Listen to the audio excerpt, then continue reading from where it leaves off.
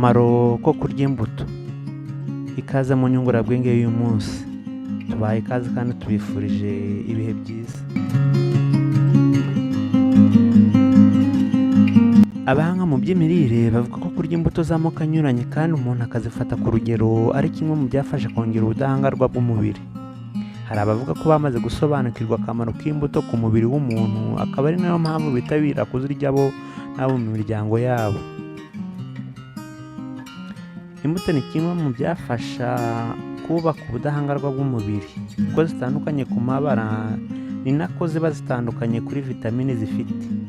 Vitamini C idufasha mu gukorwa kw'insoro z'umweru zidufasha guhangana n'indwara zishobora gufata umubiri. Iyo vitamini iboneka mu ndimu, amaronji, amapapayi, imbuto za kiwi, ibinyomoro n'inkeri. Vitamini A nayo idufasha kuzamura ubudahangarwa bw'umubiri. Tuyibona mu myembe, ipapayi, watermelon no mu maronji. Uko abonekamo vitamini A akabonekamo na vitamini C. Kugira ngo imbuto zigirire umubiri akamaro bisaba kuzifata ku rugero. Nka vitamini C ntabwo umubiri uyibika. Kuba wafata nyinshi ntabwo bivuze ngo umubiri urakura w'uyu munsi ugusigire na cy'ejo. Ukoresha iy'uyu munsi ikarangira.